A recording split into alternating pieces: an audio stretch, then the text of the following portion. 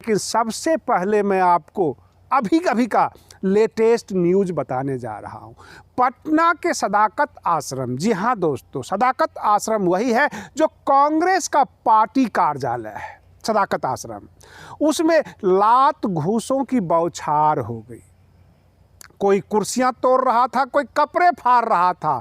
लात घूसे किधर से किसको लग रहा था कुछ कन्फर्म नहीं हो रहा था। केवल मैं यह देख पाया वहाँ पर कि भक्त चरण दास जो कांग्रेस के कार्यकर्ता हैं, जब उनकी बोलने की बारी आई तो चारों तरफ से हंगामे हुए कि हमें नहीं बोलने दिया गया, तो हमें नहीं बोलने दिया गया। लोगों का आरोप यह था, कांग्रेस के कार्यकर्ताओं का आरोप यह था कि सुबह से हम आए हुए हैं समीक्षा बैठक किस बात की, जब हमें बोलने ही नहीं दिया जा रहा है। सवाल यह भी उठ रहा था, जो लात घूसे चला रहे थे उनको भाजपा का दलाल कहा जा रहा था, जो कुर्सियां तोड़ रहे थे उनको आरएसएस का दलाल कहा जा रहा था, और ये कहा जा रहा था कि दूसरे दल के कार्यकर्ता हमारी समीक्षा बैठक में आ गए। तो प्रश्न यह उठता है, क्या कांग्रेसी अपने कार्यकर्ताओं को पहचानते नहीं हैं? क्या वहाँ पर जो है लाखों की भीड़ थी? हजार भी नहीं होंगे, क्योंकि जब अंदर में समीक्षा बैठक होती है, जब बातचीत होती है, क्या एक दूसरे को पहचान नहीं रहे थे? अथवा यह मिथ्या आरोप था? सच क्या था यह तो कांग्रेस के कार्यकर्ता बताएंगे। लेकिन जमकर बवाल हुआ, लात घूसे जमकर चले हैं, मुंह कान टूटे हैं लोगों के, आपस में जो है काफ़ी तोड़फोड़ की गई है। प्रश्न यह उठता है, कार्यकर्ता फ्रस्ट्रेटेड है, उनको उतनी अच्छी रिजल्ट नहीं मिल पाई बिहार विधानसभा चुनाव में जितना उनको आशा था, उम्मीद थी। 70 सीट पर चुनाव लड़े थे। अब हम आपको लेकर चलते हैं कल के घटनाक्रम में, जो सर्वोच्च न्यायालय ने साफ साफ कहा। ऐसा लग रहा था कि न्यायपालिका विधायिका को उलाहना दे रही है। 47 दिन हो गए और किसान आंदोलन पर केंद्र सरकार कुछ नहीं कर पाई। और जब केंद्र सरकार से सवाल कर रही थी सर्वोच्च न्यायालय, तो ये कह रही थी कि तुम रोकोगे या हम रोकें, यानी जो तीनों कृषि बिल को होल्ड आप कर रहे हैं या हम करें। रही बात ये, कमेटी बनाई जाएगी, कमेटी में कम से कम 40 यूनियन है, 40 संगठन है किसानों के, और भारतीय किसान यूनियन सबसे मुखर होकर सबके सामने आती है। प्रश्न यह उठता है कि कमेटी में ये 40 संगठन, बहुत सारे राजनीतिक दल वाले, और सब के सब बैठेंगे। कमेटी क्या फैसला लेती है यह तो बाद की बात है, लेकिन फिलहाल जब तक कमेटी का फैसला नहीं आता, सर्वोच्च न्यायालय ने साफ साफ कहा कि कृषि बिल को होल्ड किया जाए, इसको आप लागू ना करें।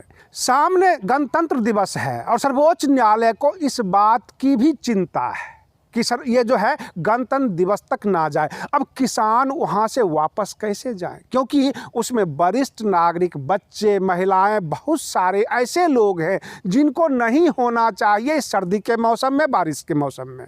और लोगों ने काफ़ी झेला है, सामने सबको पता है 70-75 जो है किसान शहीद भी हुए हैं।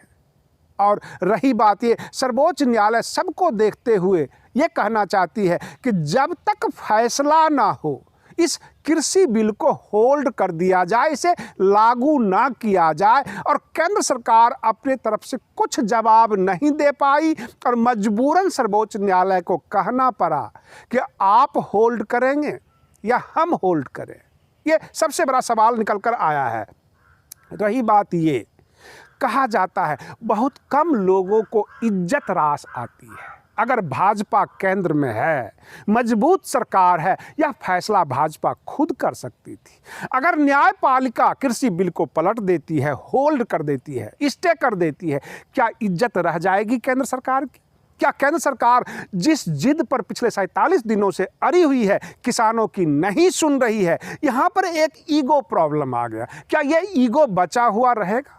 अगर सर्वोच्च न्यायालय ने स्टे लगा दिया, सर्वोच्च न्यायालय ने कृषि बिल को रोक दिया, क्योंकि वो इम्पावर्ड हैं, अनुच्छेद 32 के अनुसार वो किसी भी कानून को रोक सकते हैं, रद्द कर सकते हैं, वो रिट इशू कर सकते हैं, किसानों की सुरक्षा में वो आदेश पास कर सकते हैं।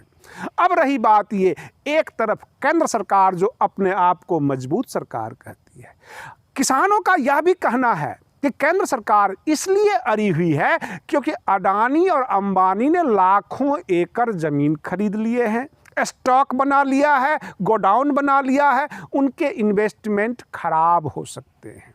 अब हम आपको लेकर चलते हैं उत्तर प्रदेश। उत्तर प्रदेश में सभी पार्टियां अपने अपने आगामी चुनाव की तैयारी कर रही है और बहुजन समाज पार्टी काफ़ी जागरूक हो चुकी है। उनका कार्यकर्ता बनाओ अभियान काफ़ी तेज हो चुका है। समाजवादी पार्टी भी पीछे नहीं है, आम आदमी पार्टी भी पीछे नहीं है। सब अपने अपने जो है जगह बनाने के लिए तैयारियां कर रहे हैं। लेकिन बहुजन समाज पार्टी दिखती है, अब ऐसा लग रहा है कि आने वाला 2022 नीले रंग से रंगने वाला है, क्योंकि सामने 15 जनवरी है और 15 जनवरी को बहन मायावती जी का जन्मदिन होता है।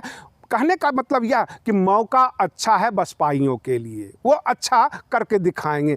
आप बने रहिए बिहारी सुल्तान चैनल पर। हम फिर मिलते हैं लेटेस्ट वीडियो को लेकर, तब तक के लिए धन्यवाद।